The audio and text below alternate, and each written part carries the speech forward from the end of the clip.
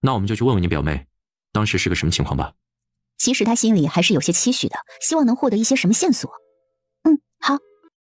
夫人没事吧？明明是他将人家给打了一顿，却反过来问白青青有没有事，典型的蛮不讲理嘛。夫人，表姐，你结婚了？结婚？就是成亲的意思。是的，我们成亲了，她现在是我的妻子。说到这儿，看着白皙张大的嘴巴，他又补了一句：和孩子的母亲。结婚了，孩子都有了。这话呀，一时半会儿的也解释不清楚。不过呢，就如他所言，我嫁人了，还有2个孩子。白皙哦的一声，双眼一翻，昏过去，摔倒在地上。啊，希儿。他过去掐了掐白皙的人中，扭头看向上官慈。夫君。交给我。夫人先去马车上，为夫这就来。上官慈冲他笑道：好。白青青应着进了马车里，掀开帘子，望着上官慈与白皙。只见上官慈一手提起白皙的脚踝，就这样在大庭广众之下拖行着到了马车旁，一把将白皙甩到马背上。夫君，你这是？为夫不会和除了夫人之外的女人有任何身体上的接触，她是你妹妹，没办法，所以只能拖行她来了。若不是头发太脆弱易断，我就拎着她的头发来了。这一路上颠簸，不如就让表妹进来吧。我们马车小，急。上官慈毫不留情地上了马车，还跟车夫说道：慢些赶车，别将人掉下去了。白青青被上官慈送进马车，瞥了一眼旁边的空处，能放他3个表妹了好吗？怎么说都是个姑娘家，你与她置气作甚啊？怎么，小的你嫁给我就晕过去了？他是有什么意见，还是心中不满？本来只要白皙乖乖的叫他一声姐夫，就什么事儿都没有的，可偏偏就不争气的昏过去了。什么意思啊？瞧不起他？他可能是一时间接受不了，毕竟如今我容貌大改，不对，是完全换了一个人，还是比他的年纪小，他肯定是接受不了这个事实的，所以难免会有些难过的嘛。可能就是太高兴了，激动的昏过去了。他从小就有这个毛病，他自己都觉得心虚呢。是吗？他有这么个毛病？是呢，真的，他一定就是老毛病又犯了，所以才这样的。他心中对白皙有些愧疚了，可这也好比被上官慈记恨上好呀。看白青青心虚的模样，上官慈就不再追问了。要不要找个大夫来给他瞧瞧？不用了吧，应该没什么事。哦，对了，夫君差人去将孩子们接回来吧，今晚开始我们就回到府上住。这几日总是有一群人徘徊在姚家附近，想必没怀好意。如今孩子在这儿，你们这里又没个什么人手，记得一定要当心。爹娘，你们放心吧，我会保他们母子3人周全。好。青儿呢？我们看她一眼就回去了。他话音刚落，白青青便提着裙子跑了过来，一进门就扑进姚氏怀里。娘亲。看着女儿如此亲近自己夫人，白振觉有些醋意。青儿就瞧得见母亲了，没瞧得见自己的父亲吗？啊，好伤心呐。他扶着胸口，装作心痛的模样。爹爹，青儿一样喜欢爹爹的。青儿最乖了。他伸手摸着白青青的脑袋。2月后，爹爹要带你去一处地方，这段日子你就好生歇息，到时候我派人来接你。地方？去哪儿？要去何处？故人之所。白振觉说这话时，眼里带了些许伤感之色。有些事呢，青儿该知晓了。如今你也是2个孩子的娘了，爹希望你能独当一面。关于一些老一辈的恩怨，你也该晓得了。从前不告诉你，是因为你年纪小，我怕你无法分辨是非恩怨。如今你长大了，也为人妻为人母了，你有这个分辨是非的能力，所以爹爹打算告诉你事情的真相。我希望到时候你对白家不要手软。这些年来，白江对我有养育之恩，我无法出手。青儿，你是个聪明的孩子，想必到时候也会晓得该如何去做。至于到时候你想做什么，爹爹都会支持你的。白振觉上前，心疼地看着白青青，揉了揉她的头顶。好。白青青没有问其中的缘由就答应了。看她应了，白振觉满意地领着姚氏走了。看自己父母离去后，白青青的目光暗淡了下来。到时我与你同去。爹爹换了祖父白江，想必他想要我知道的真相一定是很残酷的，对白府很残酷，能让爹忍这么多年，想必一定是有什么不得已的苦衷。他到底是没有告诉白青青他父亲到底是个什么样的狠角色，怕破坏了白振觉在他心中好父亲的形象。也不晓得是什么事，白振觉这番话让他变得有些心神不宁的。好了，先看看孩子吧。二人来到张管家坐的小床前面，看着两个孩子在熟睡，便笑了。宝宝，我是娘。白青青笑出了声来，看着两个小家伙，感觉整颗心都被幸福感填满了。该给他们取名字了，先前我只是起了小号，这个名你来起。哦，对了，女儿要姓慕容。看到上官慈变了脸，他笑道：我们答应过爹的，不能反悔。哼，上官玉白，慕容嫣然，我望无儿能一世清白，一笑嫣然。上官慈抚摸着两个孩子，笑着说着：白，他的姓氏能做名字，他也没有想到会起了这样两个名字，还以为上官慈会起一个狗蛋、二丫之类的名字呢，还好没有。夫人，客房里的那位姑娘醒了。好，我知道了，下去吧。是。那我去看看表妹，夫君是否一起同去？不了，你去吧，我看着孩子。上官慈推脱掉了白青青的邀请，实则是想对府中下一步部署，他要确保这次来的人里面不会有叛徒，或者不会对孩子和他造成什么危险。好，希儿，表姐，感觉如何？可还有哪里不适？姐，这就我们俩，你能不能不要像个国人一样，看着好像个憨批？你放屁！你才是个憨批，我就没见过出门被雷劈死的。那我也是第一个被雷劈的穿越的人啊！你还真别说，这生了孩子就是不一样的，软糯糯的。看着白皙的动作，白青青黑了脸。哎呀，你给我正经点！哎呀，大难不死必有后福，这不我就遇到姐姐了。你跟我姐夫是怎么认识的？哎呦，快说给我听听！我瞧着姐夫长得挺帅的，年纪应该也比你大了不少吧？怎么就娶你了呀？你现在又是个什么身份啊？他话刚说完，门外赶来找白青青的上官慈便停住了脚步，开始偷听。哼，小姨子方才那话还是让他挺满意的嘛。那是，我跟你说啊，你姐夫追我那会儿可勤快了，各种买送的，我都不好意思说他。你也觉得你姐夫帅吧？在这轩辕，那可是他说第二，没人敢说第一的呢。真正的位高权重的宦官。白皙若有所思的点头，突然又反应过来他说的那一句宦官是个什么意思，便大喊起来：你给姐夫戴绿帽子！我的天，那姐夫还对你百依百顺呢，这是真爱啊！是真爱，是真爱啊！神他妈真爱，哪里的真爱能忍让到这个地步啊？哎，你这么一说，其实我也能理解，毕竟姐夫不行，姐姐你也是个正常的女人嘛，肯定有些时候是有些需求了。趁他还没有说出什么不该说的禁词，白青青赶紧将他的嘴巴给捂住了。说什么呢你？小孩子家家的就爱乱说话。你知道啦，我要是知道你也在这里，我早就来投奔你了。哎，你是不知道，我穿越过来的时候是到的乱坟岗，被一对老夫妇捡了回去，真的是家徒四壁。那对老夫妇有个儿子嗜赌成性，债主追上了门，他们就要将我抵债卖到窑子里去。啊，那你没事吧？没事。你忘了姐姐，我可是学厨师的，跟医生一样都是拿刀的。只不过呢，他们切的是人，我切的是牲畜，可理论上也是差别不大的。趁他们不注意，我拿了一把刀。哎，可能他们觉得我一个弱女子也不会反抗，于是在路上我把他们 KO 了，拿了他们的银子什么的就跑了。路上遇到了一个好心人，搭了他的驴车进了城。进城后就瞧见那儿有间带后院的铺子，我就买了下来。嘿嘿，你还别说，那几个人还真是有钱，还有玉佩什么的。哎，我给你看看，姐，你看，这玉的质地不错。你说的那些人应当买不起这么好的玉才对。这东西应当也是个赃物吧？他说完，就听到外面传来下人的声音：“督主，您怎么不进去啊？”白青青回头便瞧见了上官慈笑着进来。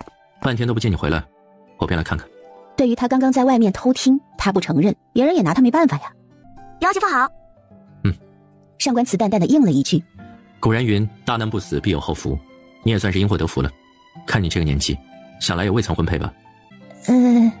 白青青嘴角抽了抽，看向上官慈，也不晓得他葫芦里卖的是什么药。是还没下人呢，主要是遇不到什么好人。上官慈突然就露出了姨母笑来。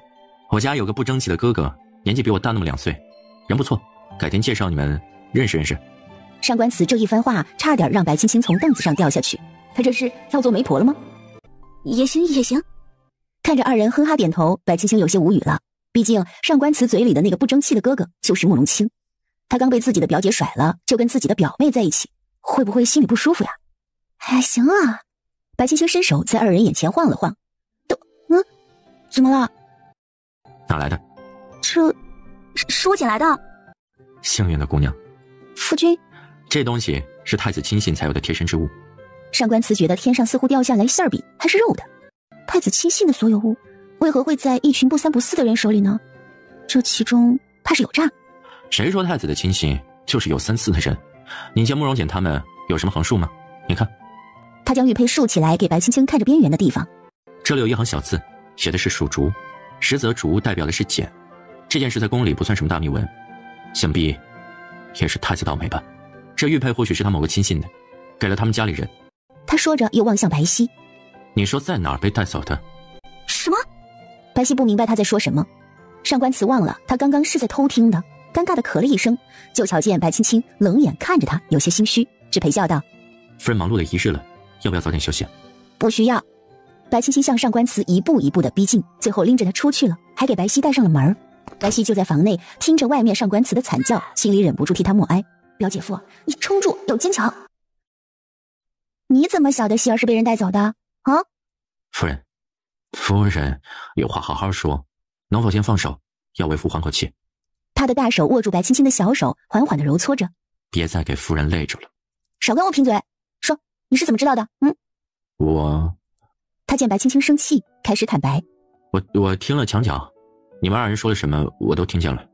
这话可给白青青惊讶到了。你还有什么爱好？这只是意外，我本意是去找你的，可瞧见你们2人聊得火热，又不好意思打扰到你们，所以只能在门外等你们把话说完我才进去。没成想你2人嘴就没个把门的，一个劲儿的往外说，我只好勉为其难的听一听了。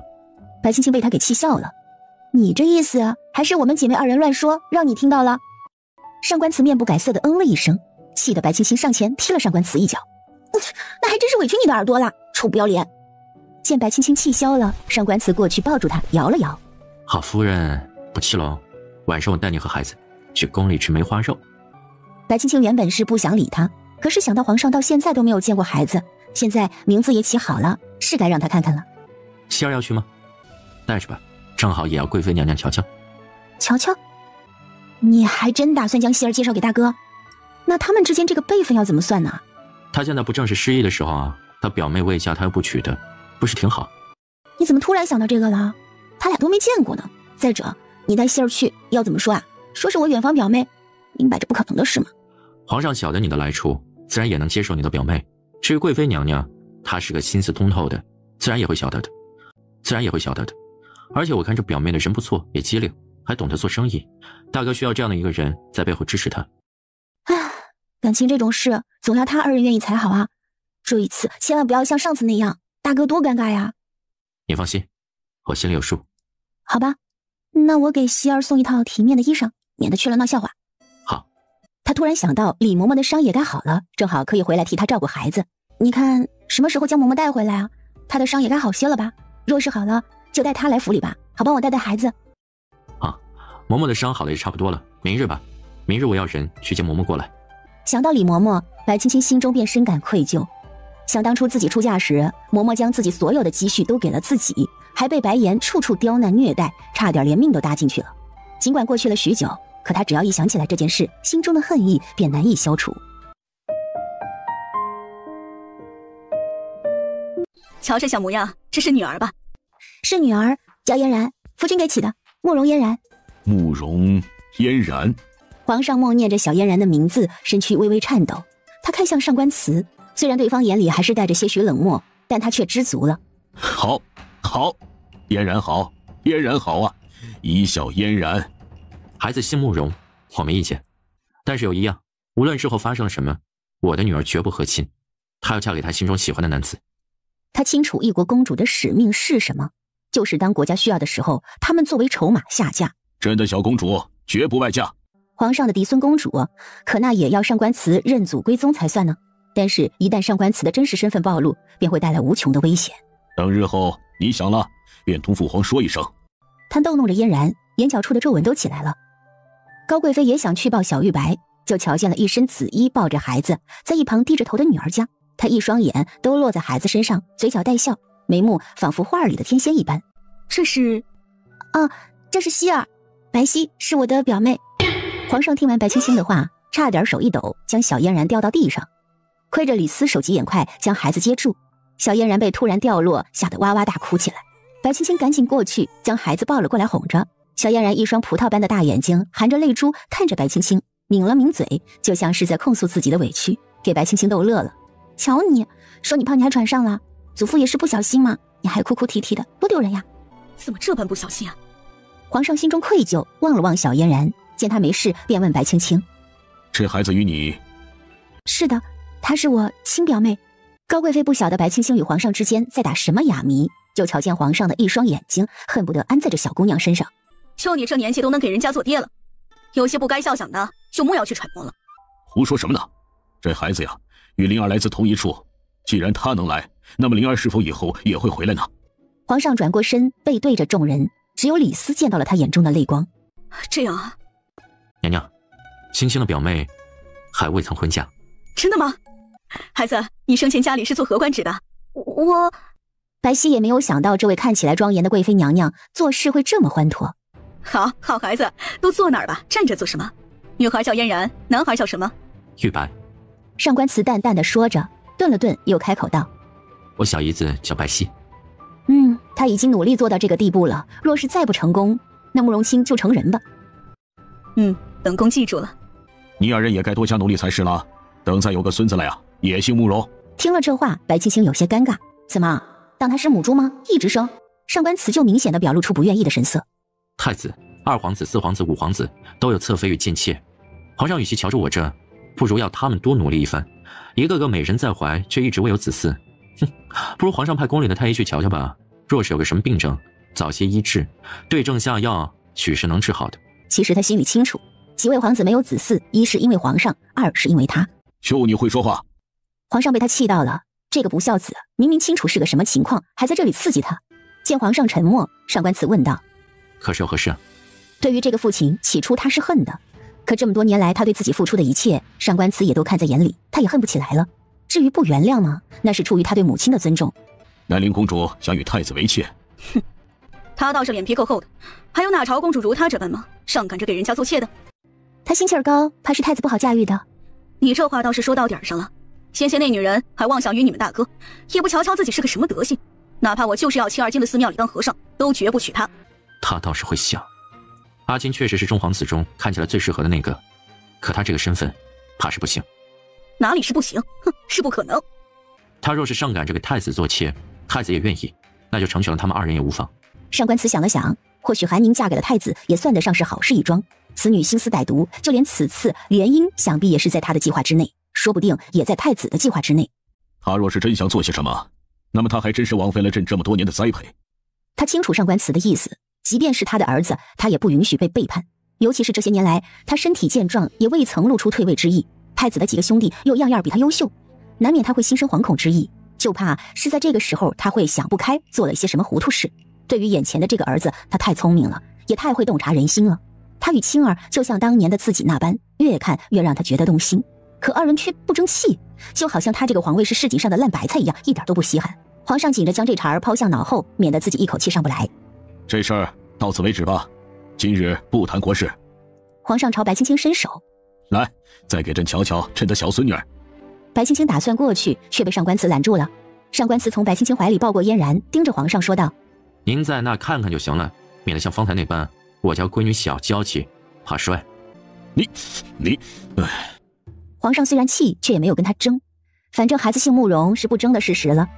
好了，你们再吵下去，该吵到孩子睡觉了。凌渊，去叫小厨房准备膳食，多做2份梅花肉。凌渊点了点头，缓缓退下去安排了。你叫白皙？啊，是叫白皙，是个好名字。多谢娘娘。你家中可还有什么兄弟姐妹？只有这么一个表姐，家里我是独生子女。他有些紧张，就跟犯了错进警察局被警察叔叔审问一样，小心翼翼的。高贵妃也看出来他的紧张，便不再追问。启禀皇上娘娘，金殿下来了。怎么这个时候来了？让他进来吧。穆妃，父皇，儿臣近日发现，是你。慕容清看到了一旁的白皙，立马就认出来了，想着自己那日偷偷去人家家里偷点心，有些心虚的笑了笑。你们认识？慕容清尴尬了，他总不能说都是皇上的错吧，非要半夜吃点心，害得他去了人家闺房里偷出来的。这位公子昔日从我的铺子里买了点心，很是照顾我的生意。他这话让慕容清听得面红耳赤，却也替他解了围。哦，是的。好吧，他厚脸皮地认同了白皙的话。那还真是缘分。高贵妃抿嘴一笑，没有说别的。慕容清今日前来是来找皇上的，他发现码头有人夹带黑火，数量还不少，这可不是一件小事，便想着与皇上商量一番。你先派人去盯着，若是有了什么消息，及时来报，切记要注意安全，不要打草惊蛇。容颜，你陪青儿一起查，务必要查出来这些黑火的去向。是。在我们那儿，这些东西是可以制作土炸药的。若是这么多的黑火都被制成了炸药，足以将整个京城夷为平地。他们只晓得火药可以做成烟花爆竹，却没有想过会被制成杀伤力那么大的武器。皇上也想了想这件事，若真如白青青所言，那这些黑火的主人便是想要谋朝篡位了。青儿啊，你是否晓得这土炸药要如何制作？不知。皇上叹了口气，发觉自己执拗了。会。白皙并没有察觉到危险，只想着替表姐分忧。不过我需要一些东西。青儿，白皙若是要什么，你都给准备了。这些日子你就跟着白皙学怎么做炸药。这么一想，此人要么为自己所用，要么就只能做个不会说话的尸体。慕容清却十分了解自己父亲心中所想，所以说他不愿意做皇帝啊，想的事太多了，要做的违心的事也太多了。是。那你这些日子就住到容颜那儿去吧，好好跟白皙学着点，都不如个女娃娃。皇上说完，嫌弃地看了一眼慕容清，看出来他有些不愿意。行了，都回去吧。你们说这云嫔到底是见到了什么东西，能吓得她早产？这事与我无关，她见到了什么我也不知道。随后他又看向上官慈，这事儿该不会是你做的吧？这件事若是我做的，那此刻宫中传来的消息应该是云嫔毙命，而不是早产了。我已经派人进宫去打听了什么原因，想必一会儿就清楚了。看着二人不怀好意的笑，白皙问道：哎，你们说的云嫔就是今天我们回来的时候见到的那个女人吗？是她。我看那个女人挺面善的，早产了一定心里会很难过吧。有些人看起来面善，可她做的那些事恐怕比魔鬼还要狠厉。希儿，云妃并非你所见到的那般柔弱。我知道了。这云嫔早产，孩子怎么办啊？那么小的孩子怕是活不了。再者，就算让孩子活下来，父皇也不可能让他活着。他了解自己的父亲之所以不杀云嫔，是为了不打草惊蛇，否则皇上早就将云嫔一家子给砍了。大约过了2个时辰，上官慈派去宫里的下属来报，云嫔难产，已经没了，孩子不足月，没保住。无论父母做了什么，总归孩子是无罪的。希望那孩子下辈子投胎投一个好人家吧。放心吧。云嫔一死，怕是会有些动荡。这些日子你们都注意些，别出了什么意外。父皇这几天恐怕心里也不好受，你们若是有时间，就多过去陪陪他。我们晓得，大哥就放心吧。到时我表妹就需要大哥多多照顾了。就算她会制作土炸药，可她始终都是个女孩子。大哥，麻烦你费心，多多注意些，别让她伤着了。你放心。慕容清很爽快的就答应了下来。白皙看了一眼慕容清，笑了笑。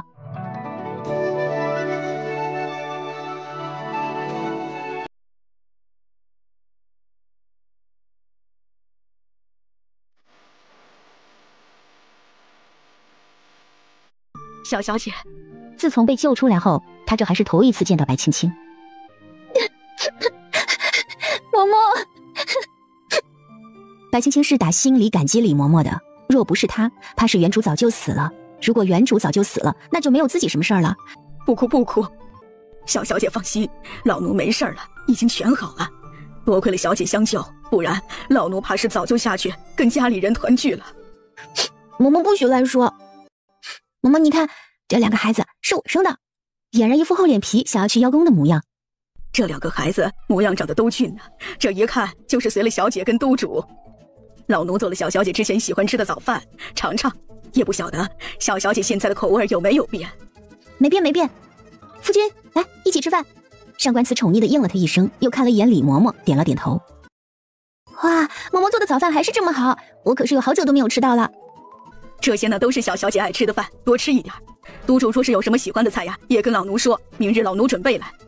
本座没什么爱吃的，嬷嬷尽管做了便是，本座不挑食。哼，你这意思就是我挑食了呗，嫌弃了呗？孩子也生了，你就开始嫌弃我了？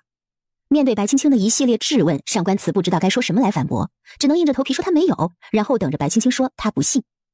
李嬷嬷看着2人斗嘴，就在一旁笑着，看到能相处的这样好的2个人，她是真的高兴。没有什么比她能亲自看着自己一手带大的孩子与夫君恩爱，还有了乖巧的孩子来的幸福。2人刚吃完饭，就来了小厮禀报，说是姚家来了口信儿，让白青青一会儿有了时间就回去一趟。一会儿嬷嬷帮我看着孩子，我回一趟姚家。若非是有什么事，他们不会差人来喊我的。我陪你去。上官慈起身就要换一下朝服，却被白青青拦住了。不用，你去上朝吧，这已经很晚了，若是再不去不好。昨天又出了那档子事儿，父皇心中肯定是不痛快的。你要是有时间了，下了朝就去找他聊聊，不急着回来。姚家那边我自己去就行了，不着急的。白青青劝慰了一番上官慈，他才同意了去上朝。白青青自己去姚家。从今日起，姚素玉被逐出姚家，他的生死与姚家毫无半点干系。姚家大爷的话无异于是一道天雷，直击四房的心房。四房却没有辩解。大舅舅，这是为何呀？素玉姐姐犯了什么错？为何要将她逐出姚家？他都做了些什么糊涂事儿？想必你也是有所耳闻。青儿啊，姚家几代忠良，不可能因他被毁，这是舅舅能想到的最好的法子了。若是等皇上知晓了，等皇上发话了，那姚家也好，他姚素玉也罢，谁也逃脱不掉。他想了许久，在姚家与姚素瑜之间，他选择了姚家。可素玉她并没有做什么不可饶恕的事情，她也不过是喜欢了秦楚商罢了。男女之事向来是无法强迫的，她既然喜欢……傻孩子，说是只因为这个，你大舅舅何苦要将他逐出姚家？他也是你大舅舅看着长大的，怎会不心疼？昨天晚上他派人来了信，说是要与秦楚商成亲，还要我们去。你说这叫什么事儿啊？他还有脸面要我和他爹爹去看他嫁人，要我和他爹爹去看他嫁人。好了，咱们不说了。日后姚家外面的生意，静儿你与几个兄弟管着，一会儿就去接手。你这几个哥哥，你心里清楚，他们并非是庸才，只不过是因为咱家这个情况，只能要他们的才华埋没了。如今，静儿，舅舅晓得你手里有那个能人，就劳烦你要那人带一带你几位表哥了。这倒不是什么难事，可素瑜那儿还是再问问吧，万一他有了什么难处呢？总归好好说道，他是个聪明的，一定能明白的。姚家四娘子摆了摆手，就因为他是个聪明的孩子，他做了什么事心里都清楚，劝是劝不动的。今日叫你来，主要是为了告诉你一声，万一日后出了什么事来，你也好有个交代。他自己的女儿，他怎会不清楚呢？就因为女儿从小就是个有主意的，他既然做出了这个决定，那他死都不会改变主意。青儿啊，你带着几个哥哥去看看铺子。青儿啊，你带着几个哥哥去看看铺子，再要人教教他们。也就这样了。你们确定要学吗？这虽然不是什么难事，却也不容易。他经商以来摸爬滚打了不知多少年，才能弄明白这其中的弯弯绕绕。姚家的几位公子哥，他怕这群人吃不了这个苦。我们虽然出身将门之家，却也并非只会动手，头脑也还是有的，不过是之前的一些原因不能展现。如今有了这个机会，孙公子有劳了。姚宁上前拱手，有劳了。其余几人也纷纷向孙岩点头。这并没什么，只是经商这件事并非易事，也并非一朝一夕的事。如果你们要走这条路，怕是不易。你们会遇见各种各样的人，也会遇见各种各样的事，也会伴随着各种的风险。行了，孙哥，既然他们愿意，那你也不用太惯着他们，该做什么就让他们去做。日后他们也要从家里分出去单独过日子的，手里有一项技能总是好的呀。家里孩子还小，我就先回去了。如果有什么事，你差人去府里找我。他也清楚自己的态度不是很好，可他就是控制不住自己的情绪了。白青青说完这些，扭头就走了。今日怎么这般早就回来了？早，夫人，现在已经不早了，为父已经忙了一天了，很是想念孩子们。乖乖，有没有想爹爹啊？白青青被上官慈的这声爹爹叫得打了个冷战，嫌弃地看着他，你肉不肉麻？不知何时开始，这人就像是变了个人一样，说什么话都是这般肉麻，他自己呀却觉得很良好。上官慈笑着看了他一眼，继续逗弄着两个孩子，不一会儿就把两个孩子给逗哭了，立马就委屈地退到一边，可怜巴巴地看着白青青，想要寻求帮助。白青青气得将手里的线盘砸向他，请着和李嬷嬷一人一个抱起孩子来哄着，边哄边瞪着上官慈。若是下次你再在他们睡着的时候把他们逗醒，就自己哄。为父在这方面不如夫人做得好。他诚恳地来到白青青身边，认真地看着白青青说道：夫人，为父下次一定会注意的，会尽量的在不弄醒孩子的前提下逗弄他们。你……白青青差点一口气没上来。夫人莫气，为父一定会注意的。白青青怕自己会忍不住踹他，立马转过身不搭理他了。等把孩子们哄睡着了，刚放下，上官慈就凑了过去。被白青青一把揪住了耳朵，给拎了出去，关上了门。哎呀，夫人，府里这么多下人瞧着呢，夫人手下留情啊。虽然耳朵被揪着，上官慈还是笑了出来。留情？你把孩子弄醒弄哭的时候，怎么不去想想这个问题啊？你知不知道孩子哭了以后，想要将他们哄好是有多困难啊？你每天晚上睡得像猪一样，孩子这儿有一点动静我都要醒来看看，好不容易他们能睡个踏实觉，你还在这儿逗弄。为夫错了，夫人错了。看他认错，白青青就松了手，没好气地问他痛不痛啊？伸手过去给他揉了揉。不好意思啊，我今儿个心情不大好。出了什么事？白青青叹了口气，将今天在姚家发生的事告诉了上官慈。听白青青说完，上官慈没什么表示，好像一切都在意料之中。有些事表面看起来似乎一切都不合乎常理，可事实上怎么样，谁又知道呢？你也不要多想了，想多无益。上官慈说这话的时候，目光微微闪烁，嘴角也微微上扬了起来。白青青并没见到他的变化，只点了点头。我都知道。好了，我也忙了一天了，饿着呢，想吃你亲手做的菜。夫人可否委屈委屈，替为夫做一桌子美味佳肴？看上官慈这模样，白青青笑着答应了，再三告诉他不要去逗弄孩子后，才去了厨房。看白青青离开，上官慈脸上的笑容消失了，转身进了书房。督主，一切都按计划进行，只是姚苏云那儿，他自己的选择，随他去吧。是。那黑衣人点头，又有些担心。若是被夫人知晓了，会不会属下知罪？你也跟了我很多年了，什么话该说，什么话不该说，你自己心里清楚。那夫人那边，他抬头看向上官慈，看到对方的目光时又低下了头来。属下告退。他说完便退出去了。他回到房里，看着自己的孩子笑了。督主，小小姐说了不让您逗孩子，一会儿哭了，小小姐回来又该凶您了。无妨。上官慈摆了摆手，表示无所谓。他这些日子心情不大好，要他收拾我一顿，心里或许就舒服了，也不用他一直憋着。嬷嬷也晓得久欲长疾。听上官慈这么说，李嬷嬷也不再说什么了，只是时不时的开口劝几句。等白青青端着菜进来，发现上官慈猫着腰在逗孩子的时候，脸上的笑容瞬间消失，换上一副无奈的神情。上官慈，方才我好像与你说过什么的，对吗？对。上官慈听到白青青的声音，立马站了起来，转身笑着来到桌前。夫人，我只是看看孩子，没有动手，嬷嬷能为我作证。李嬷嬷很配合的点了点头。督主很疼爱孩子。白青青心中也清楚上官慈她喜欢2个孩子，可她近期就觉得心中烦闷，孩子哭的话会让她脾气变得暴躁。先过来吃点东西吧，嬷嬷也来一起吃吧。不了，您和督主先吃，老奴在这儿看着小主子们。我们一起来吃吧。夫人，我要喝汤。白青青嫌弃的看了他一眼，将碗接过去盛了一碗汤，又给李嬷嬷盛了一碗。孩子们睡得沉，一时半会儿也不会醒，就一起来吃了吧。李嬷嬷不好再推脱，便应了。白青青泡在水里，看着自己小肚子上的肉，叹了口气。你会不会因为这个就嫌弃我了？她最近也在想着减肥，将肚子上的肉减下去一些，可又想到孩子还在吃奶，怕奶水不足，也不敢减得太狠了。上官慈听闻，过来伸手去摸了摸她的肉肉。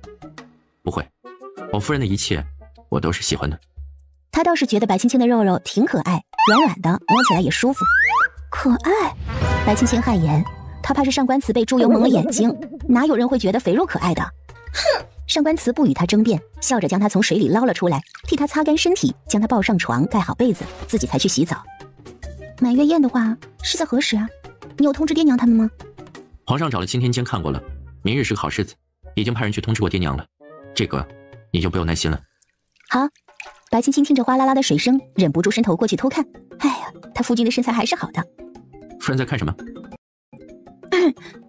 没看什么。他扭过头问上官慈：“你怎么晓得我在看你？你怎么晓得我在看你？”从镜里瞧见的，你伸着脖子，像极了采花贼。他勾起嘴角，突然起身望着白青青，声音略带磁性的问他：“夫人还满意自己看见了吗？”满意。他像只乌龟一样将头缩进了被子里，不敢出来。我的天哪，这个男人是暴露狂吗？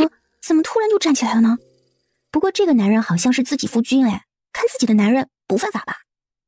想到这儿，他悄悄地掀起一块被角，眯着眼睛看过去，只看到对面空空如也，见不到上官慈的身影。夫君，他拉下被子想去找上官慈，忽然就瞧见上官慈在面前突然出现，吓了一跳。你怎么过来了？过来睡觉，不然夫人以为做什么呢？上官慈坏心眼地问着。他从白青青身上爬了过去，睡到里面。夫人每夜都会口渴，那么今日就睡外面吧，喝水也方便。好的。他有些心虚，却不知道为什么会有这种情绪。还心虚什么呢？有点热哈，是吗？上官慈挪了过来，触碰到他的腰身。为夫倒不觉得热，夫人觉得哪里热？这里吗？他说着一把握住白青青的腰，还是这里？又移到他的肩头。我不热了，不热了。啊，那就是夫人冷了，对吧？那夫人就睡里面吧，里面暖和些。好的。他觉得自己浑身僵硬，一动也不敢动。哼哼，夜黑风高，为夫有些睡不着。夫人困吗？不困。既然夫人不困，那不如我们再努力努力，争取给孩子们添个弟弟妹妹。好啊！白青青幽怨地看着上官慈，小声地说道：“明日就将孩子留在房里。”上官慈当然清楚他心里在想什么，笑着说道：“其实留在房里和放在李嬷嬷那儿也差不到哪里去，孩子还小，也不懂事，你说呢？”白青青嫌弃地蒙住了头：“呸！坏心眼的男人！”上官慈爽朗地笑了：“这段日子还是要委屈你了。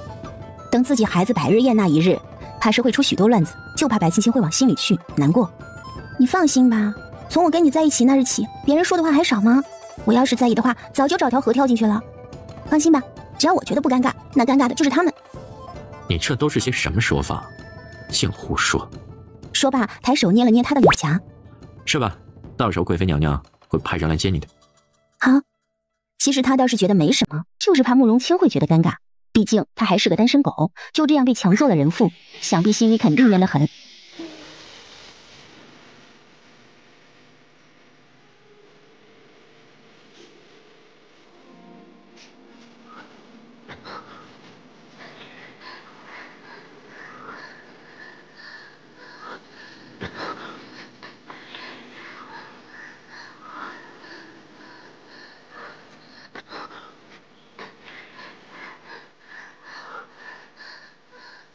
一夜无梦，第二日上官慈早早的起来上朝，走的时候还特意嘱咐李嬷嬷别吵着白青青，让她好好休息。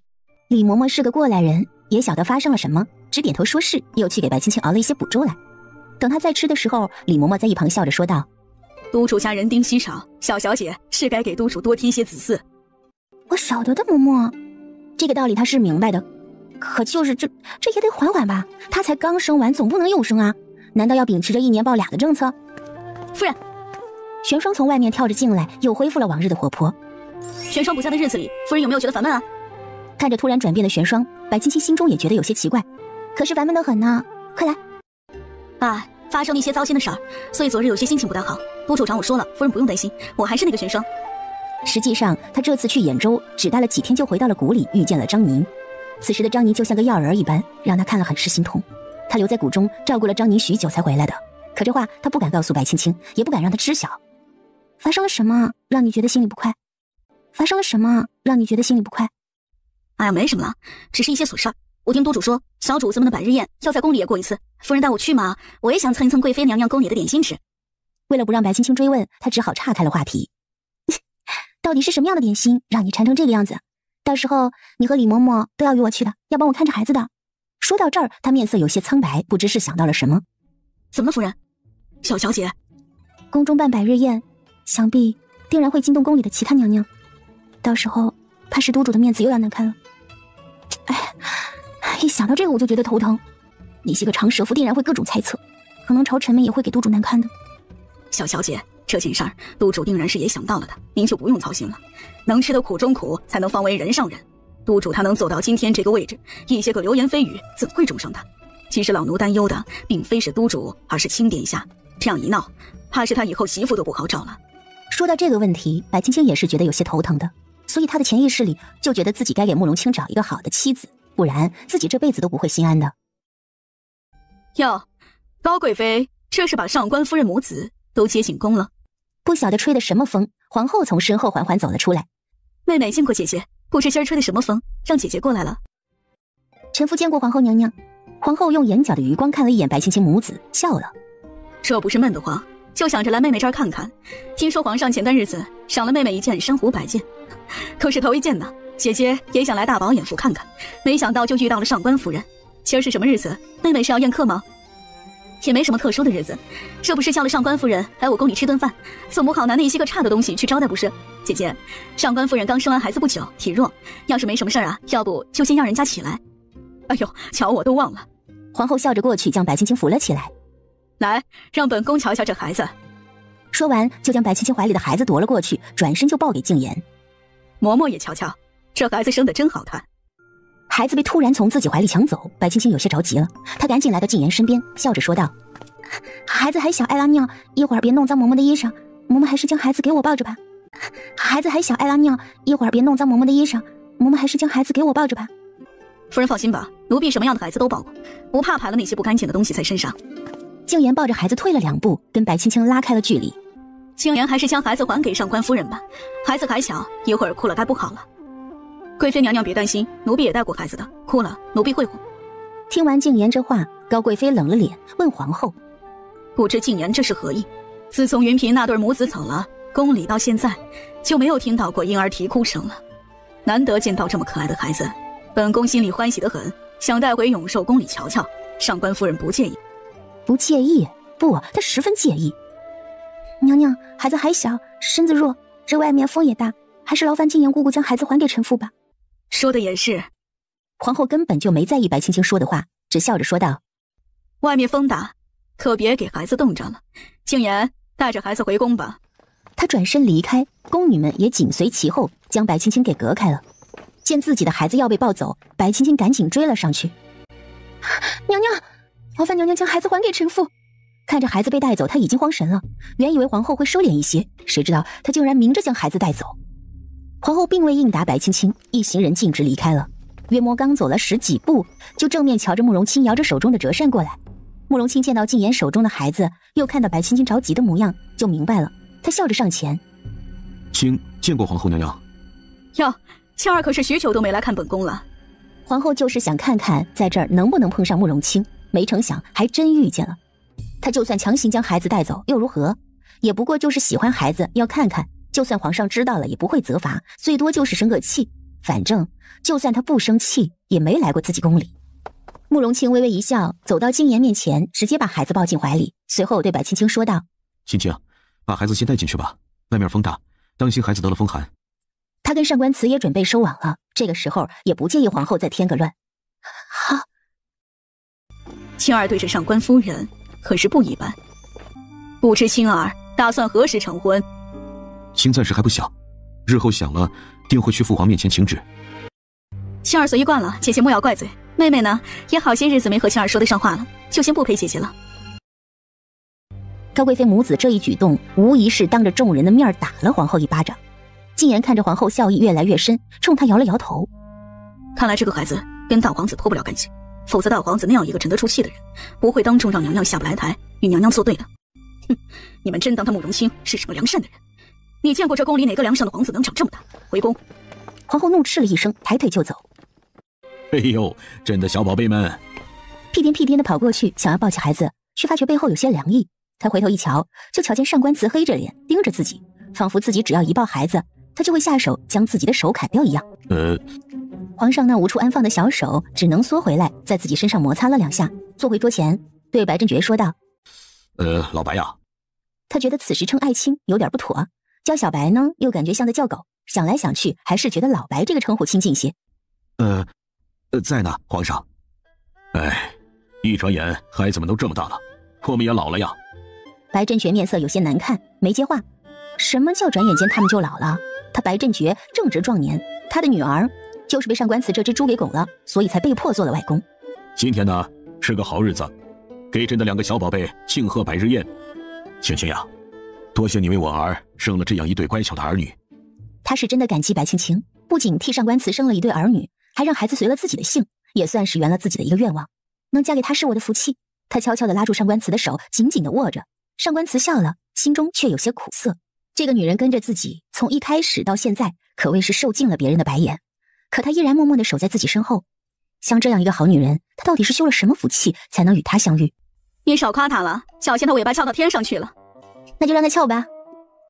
饭毕，慕容清将今日皇后明目张胆地过来抢孩子一事说了出来。今日幸好我来得及时，否则小嫣然就要被皇后娘娘带走了。今日幸好我来得及时，否则小嫣然就要被皇后娘娘带走了。什么？白振觉夫妇惊了。怎么回事？皇后来做什么？抢小嫣然又是怎么一回事？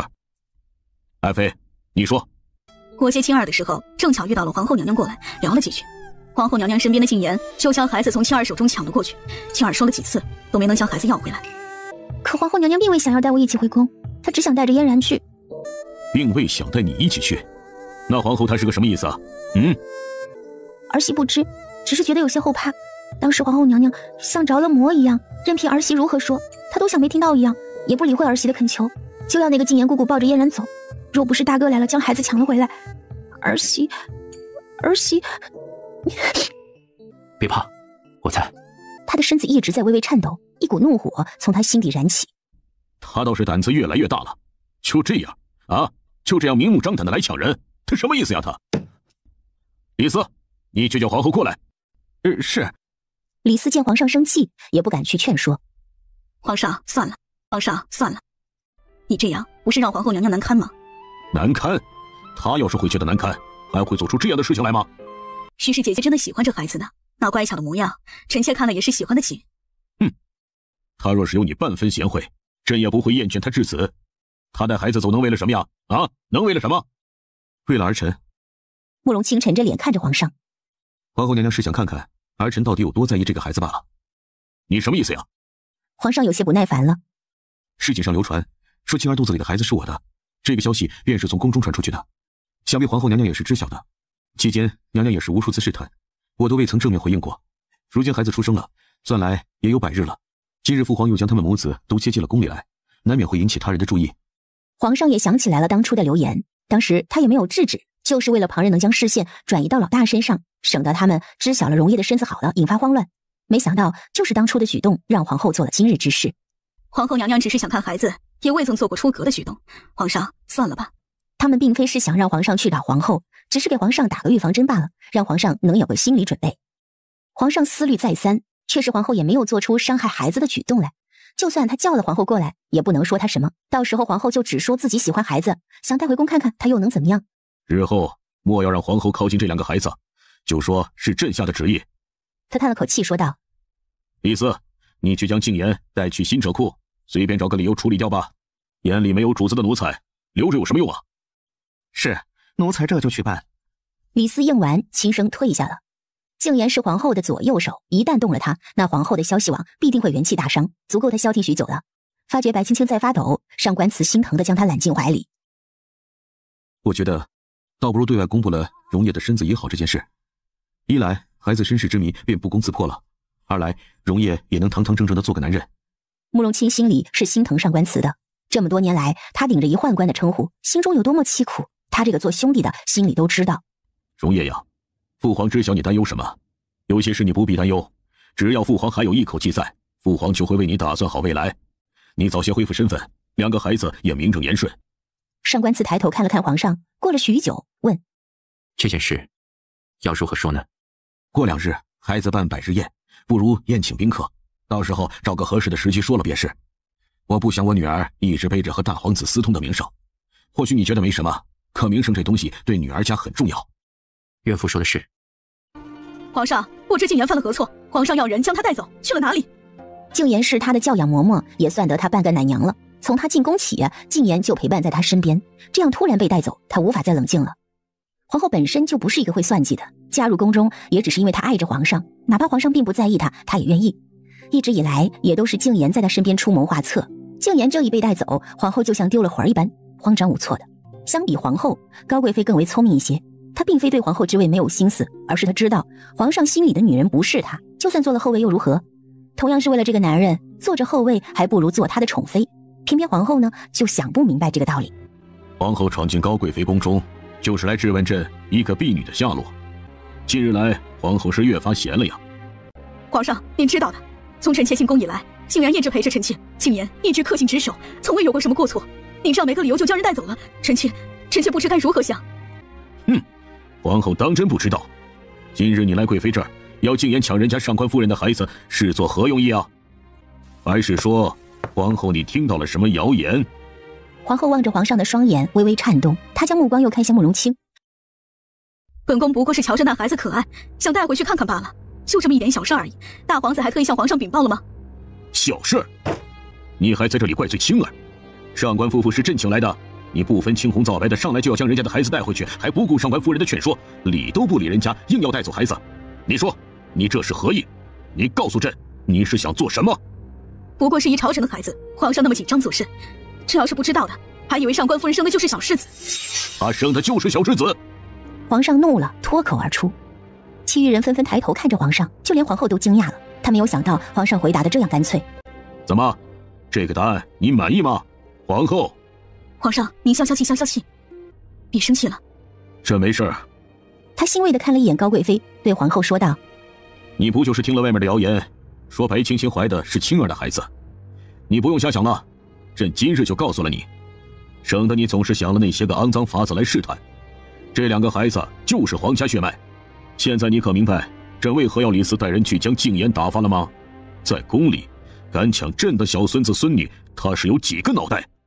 他觉得上官慈受的委屈够多了，白青青跟着他这几年来受的委屈也够多了，他不想让2个孩子再跟着受委屈。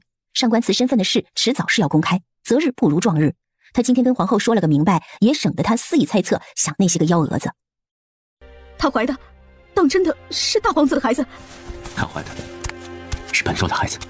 上官慈起身来到皇后面前，笑着说道：同样也是皇家血脉。他这是头一次在外人面前承认他是皇家血脉。什么？你这是什么意思？意思就是他上官慈是皇上的孩子？高贵妃猛地眨了几下眼睛，生怕忍不住哭了出来。所以青青怀的自然是皇家血脉？不可能，这不可能！皇后踉跄几步后退，她不相信眼前人所说的话。他若是皇子，皇上怎又会要他做一个宦官？不，他根本就无法人道，怎会有孩子呢？上官慈为了掩护大皇子，你扯这个谎，不觉得脸面上过不去吗？他为了维护慕容清，竟然连这种谎话都说。够了！李斯，传旨下去，皇后身体不适，于宫中静养，没有朕的旨意，不得踏出宫门半步，且不允许任何人探望。是。不，皇上，你不能这么做，不能！他过去拉住皇上的手，哭着说道：皇上，臣妾知错，臣妾知错，你不能这样对臣妾呀！拖下去！皇上甩开皇后，径直出去了。他不想见到这个女人。皇上！皇后喊得歇斯底里，想要追上去，却被李斯拦住。娘娘，跟奴才走吧，这样娘娘也能体面一些。滚！你是个什么东西，竟敢拦着我！皇后一巴掌甩过去，结结实实地打在李斯的脸上。站在院子里的皇上自然也听得真真切切的。他回头就瞧见李斯被打得侧过去的脸，上前将李斯拉到身后，随手就给了皇后一巴掌。朕若是愿意，你便是皇后；朕不想了，你算个什么东西？皇上这一巴掌丝毫没有留情，皇后白皙的脸颊上瞬间出现了5个手指印。她不敢相信地捂着脸，回头看着皇上，泪珠如雨一般落下。我进宫这么多年，你从来没打过我，如今为了一个太监，你动手打我！他进宫快30年了，与皇上之间也算得上是相敬如宾。今日皇上是第一次动手打他，竟然还是为了一个下贱的太监。太监又如何？那也是朕的太监。好！皇后吼了一声，转身便跑开了。待皇后走后，他转过身，伸出自己胖乎乎的手，捧起了李斯的脸。来，给朕瞧瞧，被打成什么样了呀？都红了，快去上点药吧，看着怪疼的。老奴不碍事的，只是……他露出了担忧的神色。皇上今日这般不给皇后娘娘面子，若是皇后娘娘母家知道了，定然会不高兴的。皇上不该为老奴出手啊。朕还没老死呢，他们是臣，朕是君，他们能奈我何？白青青揪着上官慈的手臂，小声说道：父皇好威武啊！这世上能为了一个太监动手打自己皇后的皇上可不多。他也明白为什么上官慈会是这个臭脾气，估计多半还是随了皇上的。平时看起来不声不响，实则没心没肺。那是，想你父皇年轻的时候也曾做过威震一方的将军呢。你有何打算呀？皇上将话都说了出去，臣能如何呢？上官慈有些头疼，他原本就没打算公开自己皇子的身份，却被皇上一时口快给说了出去。皇后知道了，那就代表所有人都会知道。看他一副臭脸，皇上就来气。慕容清在一旁觉得气氛不对，赶紧打圆场。既然荣烨的身份已经公布了，那么要不要重新给他安排府邸呢？不用。上官慈拒绝了。安排什么呀？皇上也来气了。那么大一个府邸不够他住了是不是？要不要朕把皇宫都给他来住呀？慕容清也没想到自己一个马屁拍到了马腿上，乖巧的闭了嘴。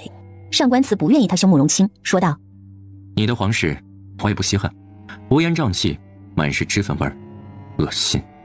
你个逆子！哼！眼瞧着二人要吵起来了，小雨白和小嫣然哇哇的哭了出来，才阻止了一场吵架。白青青与上官慈泡在一个浴桶里，她靠在上官慈怀里问：“今日之事，你觉得怎么样？”事情已经发生了，只能去面对。我倒是无妨，只怕你的日子会越来越不好过了。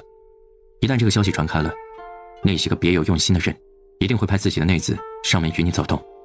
若是你不愿意见的，统统打发了，不需要顾及我。上官慈顺着他的长发，用下巴蹭着他的头顶。兵来将挡，水来土掩，太子与二皇子那般也一定会有动作。你若是出门，就一定要带着人，多加小心。瞧瞧这小手啊，嫩得和豆腐一样，怪不得上官大人宠你呢。他得知上官慈不是太监，又是皇上流落在外的儿子之后，也是大吃一惊，也顾不得先前的不愉快，主动过来送礼。国公夫人说笑了，不过是俗了些，哪里比得了国公府呢？上官府里这茶口感倒是独特。是吗？我不懂茶，平时也不喜欢，督主他喝的茶都是有专人配的，所以没什么好东西招待国公夫人，还望您见谅。哎呀，这水果看样子不错。安国公夫人笑着，顺手拿了一个桃子递给一旁的女子。来，你们也尝尝上官夫人的赏赐，之后你们可得好好伺候夫人，知道了吗？是，奴家婉儿定然好好伺候夫人与督主。奴家言儿也定然尽心尽力伺候夫人与督主。二位姑娘可是说笑了，我这府里自有下人伺候，可劳烦不到二位来端茶倒水。安国公夫人见他不识抬举，便笑了。青青啊，这男人3妻4妾是常事儿，更何况你现在还要照顾2个孩子，哪来的时间照顾督主呢？这不，我就擅作主张给你带了2个人，你放心，这2人啊都是我精挑细选来的，规矩也学了许久，定然不会让你们为难的。他知道白青青是不愿意，可哪里轮得到他不愿意？之前上官慈不近女色，是因为他不行，如今身子好了，怎会只有白青青一个？国公夫人这话我就不懂了。这2位姑娘，夫人还是带回去吧，东西呢我就收下了，感谢国公府的心意。可这人我不收，夫人若是觉得我不识好歹，那大可等到督主他回来了，自行送给他。他若是收了，我自然是没话说的。他们上官府向来和安国公府不和，面子上的功夫也不需要做。如今上官慈的身份被公开，他一个皇子会怕他们国公府吗？国公夫人，天色也不早了，我还要带孩子呢，就不留你们了。管家，送客。安国公夫人在身后气得牙根痒痒。不识好歹，你就在这儿等着督主回来吧。说完也带着下人离去了，留下2位扬州瘦马在这儿，你看着我，我看着你。等上官慈下朝回来，一进门就瞧见了2个女人一副要晕倒的模样，转身甩手便走了。等他来到后院的时候，便察觉到气氛有些不对。怎么了？谁惹你生气了？说着，他伸手探进白青青的怀里。白青青猛地回过头，看着上官慈说道：“你进门的时候有没有见到2个美人？”美人？他想起来门口的那2个女人了。是你找来的洗碗工？是你找来的洗碗工？他记得厨房这2日缺了2个帮手。洗碗工？那样娇滴滴的美人当洗碗工，你舍得？说罢，他将上官慈的手扯出来扔到一边。安国公夫人今日特意来送给你的，说是我要看孩子，肯定没时间陪你，就给你送了2个美人伺候着。怎么，模样不错吧？比我高挑，身材还比我好。白青青是越说越来气，上官慈倒是觉得自己委屈，他酸了怎么还冲自己发脾气呢？想到这儿，他伸手在白青青胸前抓了一把，认真的说道：“夫人虽没他们高挑，可夫人的身材绝对比他们好，就那个骨瘦如柴的模样，看起来都让人觉得没兴趣。”真的？当然是真的。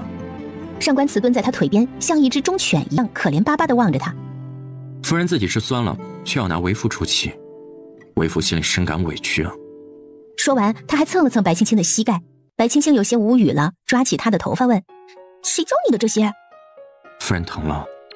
看他委屈的模样，白青青撒手了：“你说你啊，外面那2个女人，你打算怎么处置啊？方才你没回来的时候，嬷嬷还劝我呢，说是要我问你的意思。你若是想留下，我也不能忤逆了你。你如今的身份今非昔比了，我不能任性。”说到这儿，他心里有些酸了。看他难过的样子，上官慈站起来，将他抱着坐到自己的腿上。夫人，你愿意吗？我愿意什么？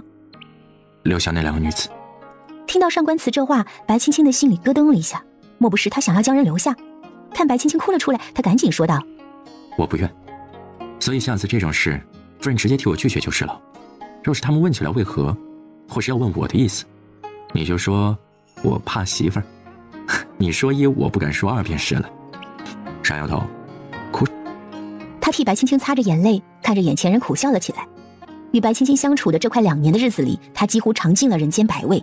眼前人褪去了稚嫩的神色，已为他生儿育女，他怎么舍得辜负他呢？白青青没想过上官慈会说出这样一番话，甚至要他说自己怕老婆。在这个时代，这可是一件非常丢人的事啊！你真的这样想吗？可我怕你会不高兴，外面的人又会说我善妒。你身为皇子，连个妾室都做不了主。我家夫人善妒又如何？我喜欢便是了。好了，不哭了。这要是被爹娘他们知晓了，肯定会提刀上门来了。我这就去将外面的那2个东西打发了。好了，不哭了。他双手托起白青青的脸颊，笑了。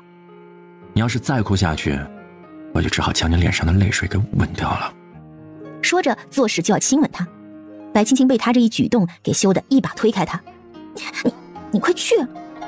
好好。哎，等等，我与你一同去。他又怕上官慈反悔，不赶人家走了。上官慈笑出了声来。好，那你上个妆，我们一同去将人赶走。走到前院，2个美人已经累得不行了，站都站不稳，却又不敢坐。奴家见过督主大人，奴家见过督主大人，奴家。2个人话都没说完，上官慈却是一摆手，滚！督主大人，我们乃是安国公府。他的话还没说完，上官慈一挥手，掌心用力，就将人给打了出去。只见那女人飞出去几米远，摔在一旁的假山旁边。上官慈还做了一个甩手的动作，面色上也很是嫌弃。将人给本座丢出去，别在这脏了府里。是。下人倒是见怪不怪了，过去就将地上的女子往外拖，又看了一眼站在上官慈面前的女子。你先等会儿，我先将她给丢出去了，再来找你。那女子见状也不敢停留，连忙跟着往外跑。她现在也不敢说什么自己是安国公夫人送过来的了，就怕自己和自己的小姐妹一样被一掌打出去。这一出看得白青青是呆住了，她缓缓仰着头看向上官慈。你就这样将人给丢了出去，怕是不好吧？这不是明着打安国公家的脸吗？不然？看白青青担忧的模样，他便起了坏心思。不然？看白青青担忧的模样，他便起了坏心思。我再将他们给带回来。你敢？你要是敢，我就……他话音刚落，就瞧见上官慈哈哈大笑，便晓得自己上了当，气得直跺脚。你这人真是越来越过分了。夫人，你说我这把人赶出去不是，留下也不是，就依你而言，我能怎么办？他也知道是自己钻牛角尖，突然就笑了。那日后不论是谁送来的，都给赶出去。你要是不想，就我来赶，大不了就是背上一个杜甫的名声罢了，有什么可怕的？好，都听夫人的。他瞧着白青青又恢复了往日的神采，也就放心了。第2天，上官慈就让玉少卿挑了20名美女，个个活好，还会讨人喜欢，全部送入安国公府，气得安国公夫人差点把安国公府给掀了。打那以后啊，就再也没有人打上官慈的主意了，更没有人往上官府里塞人。哎呦，臭婆娘，好久不见了，好久不见了。你怎么来了？他又看了看麻袋，这是什么？哦，这个呀。叶良将麻袋放到地上，解开了扣子，吓得白青青往后退了几步。希儿，来人，去请大夫。叶良，帮我把希儿送进房间。哦。叶良大大咧咧的上前，一把就将白皙扛了起来。去哪儿啊？麻烦你抱着他，谢谢啊，你这样扛着他多难受。他边说边在前面带路，看着叶良一倒手，就像玩皮球一样，将白皙吊了一个个儿抱在怀里，大步跟在自己身后。他就忍住了想去捶叶良的冲动，将他们带到白皙的房间。这是怎么个情况啊？希儿为什么会在你手里？哎呀，这说来就话长了。那就长话短说。哎，你这什么态度啊？老子好心将你表妹给送了回来，怎么还给老子脸色看？叶良不满地叫道。早知道我就不该管他，死了得了。你这话是什么意思？叶良，到底是怎么回事？你简要紧地说。你表妹是不是在做着什么东西啊？那东西杀伤力极大，是什么武器？你怎么会知道？看你这神色，那就是了。你可知这件事已经有多少人知道了？他做的那东西，谁都想得到，包括我爹。你的意思是，你爹派人掳了我表妹？若是旁边有把刀，白青青能举起来给他一下。叶良露出不屑的神色。若是我爹做的，你表妹早就不成样子了。是秦楚商，他派人将你妹妹在去买东西的路上给掳了去。什么？他不明白秦楚商怎么会知道白皙的消息，还是说慕容清手里也出现了秦楚商的探子？你是怎么发现秦楚商的人的？还是说你也一直在盯着他们？这样一个好东西，谁会不想要呢？你放心，我叶良虽然不是什么好人，却也不会做这种掳人的下作事儿。哎，你那什么表情？他说完就看到白青青撇嘴，你若是说这算是下作的事，那你当初掳走我算什么？还你不会做，开玩笑呢。说着他瞥了一眼叶良，那是个意外，自那以后老子就没掳过谁。他是打死也不会承认的。哼，白青青心里松了口气，看着如此坦然的叶良，他倒是觉得这人还是可靠的。有些事啊就是这样，你也不需要难过。他既然选择做了这件事，那就应当知道做这件事情的后果。他不是3岁小孩，应当清楚自己在做什么，做多么危险的事儿。既然他做了，那就表示他心里有最坏的打算了。你不用自责。他不会劝人，或者说他长这么大还是头一次劝人。若是换了别人，想必他就会说一句有什么好心疼的，生死有命他自己选的。可眼前人终究是已为人父，连孩子都有了，他懂得及时止损这个道理。白青青抬起头看着叶良，不说话。他也明白这个道理，可就是控制不住的担心啊。叶良在这儿一直待到傍晚，白青青看他没走的意思，就给安排了客房住下。等上官慈回来时，叶良正在啃肘子，用油腻的手冲上官慈摆了摆手。哟，好久不见呢。上官慈见到叶良的一刹那，先是一愣神，随后注意到了他满是油腻的手，嫌弃的蹙起了眉头。你怎么在这儿？希儿出事了，是叶良将人带回来的。白青青端来一盘卤鸡爪，许是大哥那儿出了中间人。人怎么样？还在昏迷呢，大夫说没什么大碍，这几日受到惊吓没吃好。不过希儿失踪的时间应该不短了，可大哥却没有说。你可知是什么原因？阿金近日都没在京城。没在京城？既然他人都不在京城了，为什么不把希儿送回来，还让他自己在那儿研究炸药，多危险啊！阿金这次走了，我也是后来才知道的。听说是走得急，也不晓得是什么原因，匆忙就走了。兴许是有什么急事，他给忘了。上官慈也是纳闷的，他以为慕容清已经把人给安顿好了，就没管。再加上这段日子他也在忙，一时间就忘了告诉白青青了。慢点吃，不过还有呢，没人给你抢。不得不说啊，臭婆娘，你这个手艺不错，比老子好多了。叶良随手拿了一根鸡爪啃了起来。味道不错。看着吃得欢脱的叶良，上官慈有些不愿意了。他的夫人做吃食给别的男人吃。走过去，从叶良面前的碟子里拿了一根鸡爪咬了一口，然后又拿了一根猪蹄啃了一口，几乎把叶良面前的东西都啃了一口，看得白青青瞠目结舌。他不明白这个男人又怎么不满了，拿食物发泄。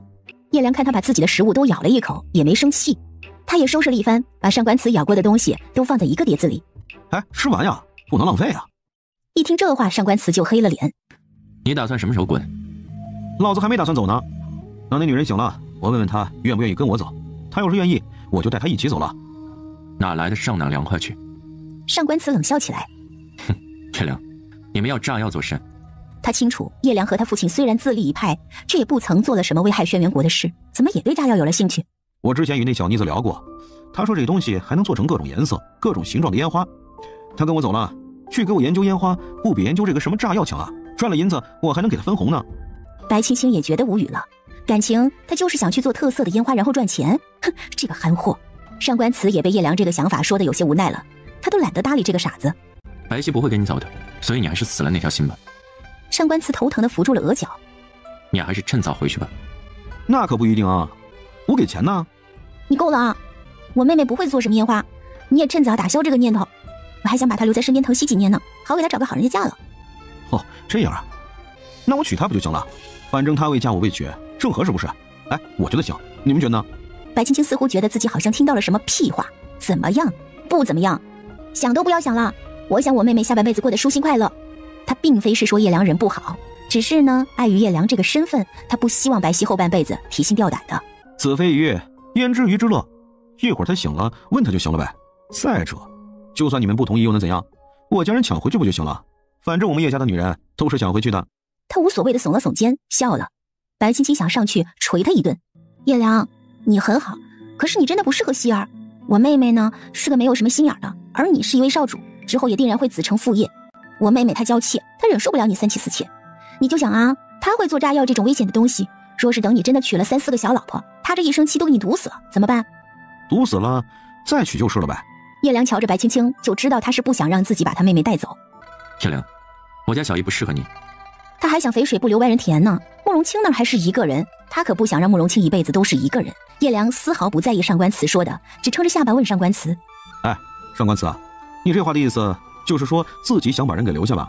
哎，你说你啊，也忒不要脸了，还想把人家姐妹2个都收入房中啊？啊，怎么什么好事都让你给赶上了呀？上官慈突然就板起了脸来。滚！被老子说中了吧？叶良嫌弃地看着上官慈。你说你啊，好不容易身子好了，就开始折腾。哎，他又同情地看着白青青。命苦的女人呢？白青青有些无语了，一点也不想搭理这个傻子，因为呀，看见他就心烦。夫人，白姑娘醒了，看起来还不错，就是脸色差了些。白青青也管不得叶良跟上官慈了，直直跑向白皙的房里。希儿，是表姐啊，我还以为再也见不到你了呢。这到底是怎么回事啊？大哥没有跟你在一起吗？他走了，你怎么就不回府里呢？也不派人来跟我说一声，万一你要是出了什么事儿，你让我怎么办？我怎么跟你爸妈交代？看到表姐这么担心自己，白皙心里一暖，她往白青青身边蹭了蹭，将头靠在白青青的怀里。表姐，你最好了，我这不是没事吗？说到这儿，他又问：我是怎么回来的？我记得我在那的时候见到了一个姑娘，她还好心给我偷偷送吃的送喝的，她送我回来的吗？姑娘？什么样子的姑娘？就是很好看的姑娘呀，不过她养了一条绿色的蛇，挺可爱的。听到这儿，白青青微微一愣，明白了，一定是苏瑜。这段日子是苏瑜在照顾希儿，那么大哥突然离去，想必也是因为苏瑜。他又想不明白了，先前2人也是挑明了不可能有什么结果，那大哥这次又是为何呢？还是说他发现了什么，或是苏瑜有了什么危险？表姐，看着白青青走神，白皙在他眼前晃了晃手。怎么了，表姐？没事。白青青回过神来说道：这些日子你先好好的在府里歇着，炸药的事情先放一放，等大哥回来了再说。刚说完，叶良就进来了。喂，你醒了呀？你怎么在这儿？要不是我，你怎么会在这儿？叶良坐到一旁，认真的看着白皙问他：哎，我娶你吧？他认真的模样让白皙的脸一红，不知道该如何是好。你这是在说什么呀？他这是被求婚了。天哪，他长这么大居然被求婚嘞！就在白皙满心欢喜的时候，叶良一句话就让他回到了现实。只听叶良厉声说道：看你也一大把年纪了，估计啊也是没人要的，不如就跟了我吧，替我做那些个多彩的烟花，我给你分成，怎么样？年纪大没人要，工具人，这就像一把把刀直插进白皙的心里。不需要！我的天哪！白青青差点被叶良这个低情商给气死，他怎么能当着一个姑娘的面说她年纪大嫁不出去呢？叶良，天色不早了，你也早些回去休息吧。一个大男人留在我妹妹闺房里委实不妥，快点去洗洗睡吧。他还没答应我呢。答应你个屁！白青青难得爆了粗口，她起身过去推着叶良就出去了，然后吩咐玄清说道：照顾好希儿，就让他把门带上了。他将叶良推到自己房间里，堵在门口盯着他。我告诉你叶良，我妹妹是不会嫁给你的。还有夜深了，麻烦你呢也不要去找她，免得被人知晓坏了她的闺誉，听见没有？砰的一声把门给关上了。关上了门，他出来的时候就看到面前的上官慈笑着看着自己，顿时心里的怒意全无。他过去轻轻靠在上官慈肩膀上。从希儿的话来看，这段日子帮他的似乎就是苏瑜。你说大哥匆忙离开，是不是也和苏瑜有关啊？这你就不要操心了。方才我也派人去寻找阿青了，想必过些日子便会有了结果。这天色也不早了，你也累了一天，早些休息吧。明日我陪你出去走走。明日？白青青都忘了明日上官慈休息，不用去上朝。哈！当天夜里，白青青一直翻来覆去都没睡好，在她身边的上官慈也被她吵得几乎是一晚上都没睡。风萧山东，光转玉壶，一儿一摇曳了我两鬓流苏。生辉盘古，清风吹拂，万家灯火人情相遇恨高步。星光如雨，垂柳如雨，风舟交错去，北美酒饮流出。心无旁骛，相对似梦，不让我就深深中了你的蛊。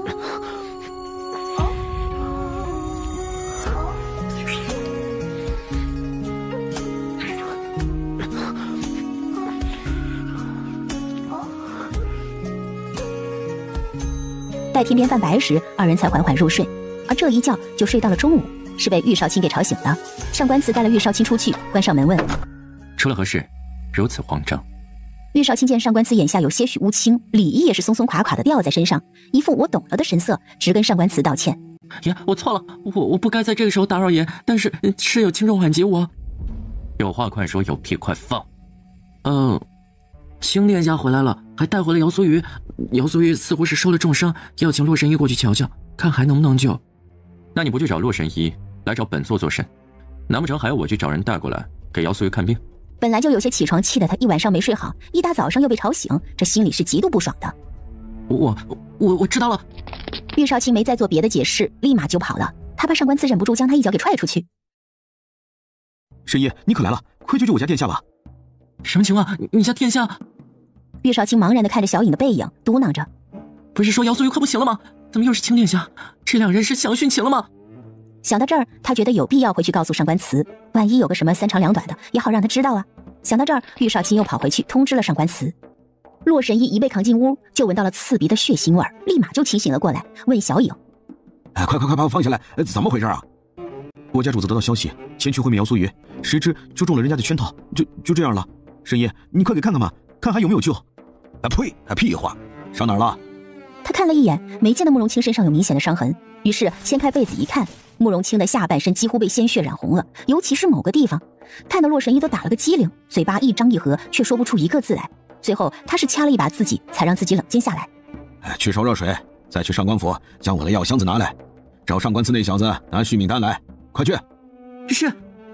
褪下慕容清的裤子，查看伤势，看到伤口的一刹那，洛神医松了口气，还好是在大腿上，不是某个要害，否则慕容清这辈子就毁了。府中可有参片呢？取来给他含着。有，我这就去拿。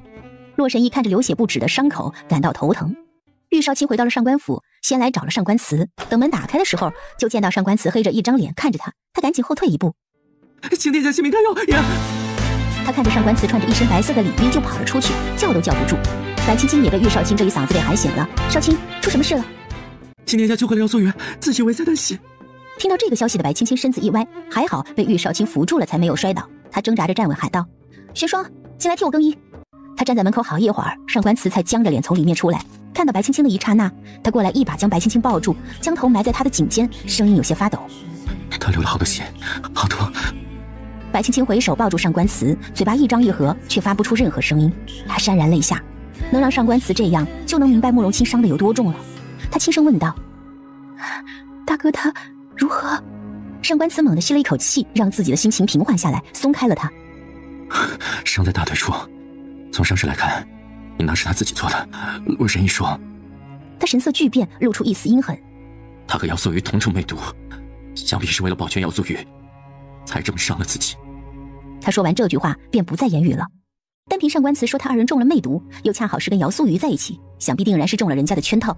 到底是何人所为？姚素雨跟着秦楚商在一起，又怎么会跟慕容清同时中媚毒呢？这信息量太大了，他唯一能想到的就是秦楚商，或许是他做的这些事。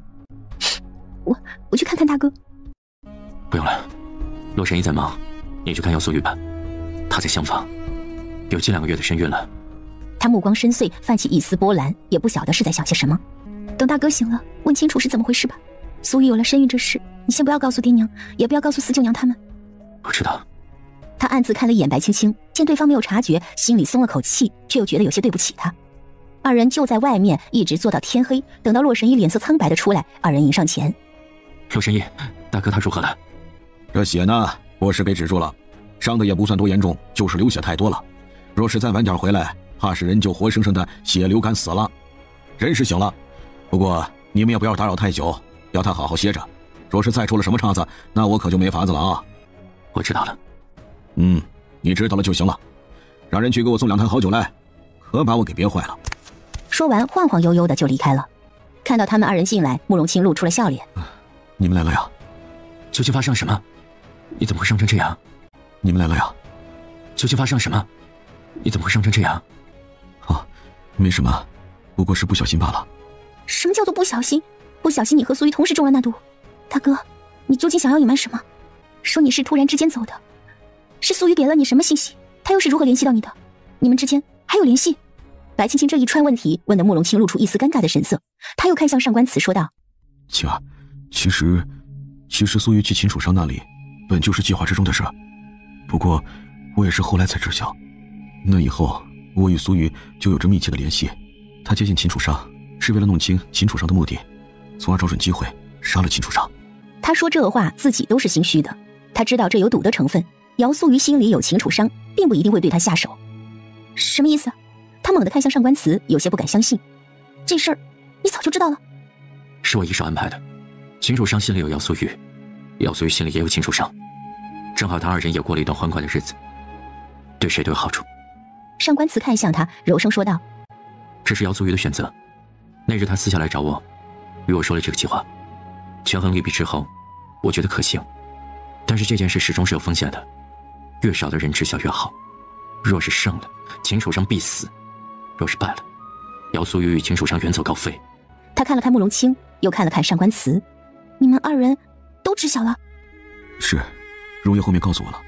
他一时间有些无法接受，后退了几步出去了。上官慈没有追他，他想让他自己想明白。白青青到了外面，站了好一会儿，抬腿向姚素瑜所在的厢房走去。素瑜，青儿。二人相望许久，姚素瑜起身来到白青青的面前。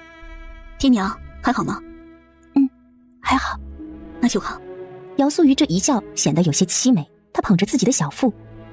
我有身孕了，青儿，你要做姨娘了。白青青看着她的肚子，一点也高兴不起来。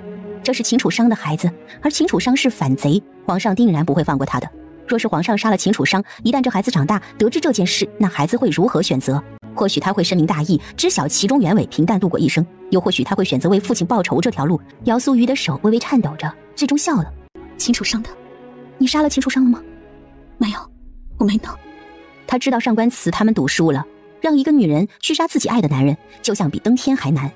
你如何打算？我给秦楚商下了药，他不知道，我给他留了一个后。从今往后，这孩子将会成为他唯一的孩子。他抬头看向白青青，青儿，你知道吗？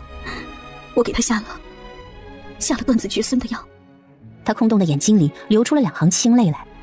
青儿，我杀不了他，我真的下不了手，可我却不想他毁了轩辕。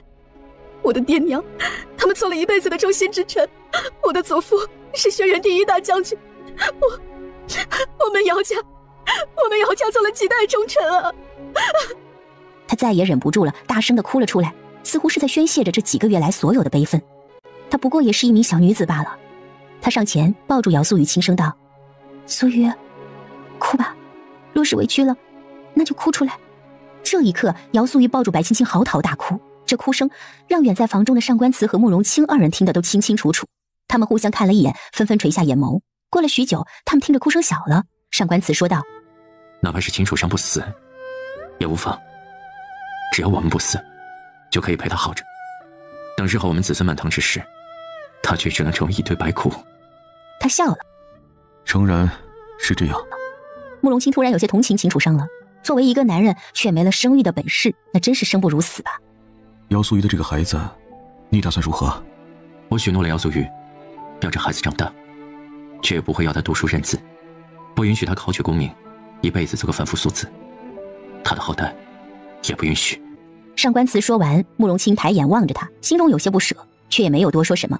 这样一个孩子能活着，就已经算是天大的恩赐，还有什么可奢望的？他不会告诉皇上这个孩子的存在，也不会让任何人知道，包括秦楚商，他还有一个孩子。你走之后，秦楚商派人掳走了白皙。什么？慕容清一激动，动了一下，伤口处疼得他咧开了嘴。我们都以为他和你在一起，甚至你走了，我也以为你将他安排好了，就没有多管。谁知昨日叶良将他带回来的，说是碰巧知晓了他被人掳走，就将人又掳了回来。上官慈看他这样子没什么大事，终于是放心了，喝了一口茶。叶良说他要娶白皙做媳妇，如今还在我府上赖着呢。这他捣什么乱呀？慕容清眉头紧锁，有些不满。他缺女人啊？他不缺，可他缺白皙这样一个聪明又能干的女人。那你这意思是，晴儿她又不聪明又不能干呗？你跟我呛什么？慕容清一时语塞，不晓得要说些什么，想了想，代我替小白皙道个歉，我并非有意要留她一个人的。你心里还是有姚素瑜？上官慈是真的一点面子都不给他留。你心里还是有姚素瑜？上官慈是真的一点面子都不给他留。否则也不会一接到他的消息说他有事，你就慌忙的跑过去，连准备都没准备就中了人家的圈套。行了，现在来说说这媚毒是怎么回事。我到那儿的时候，苏玉便中了药了。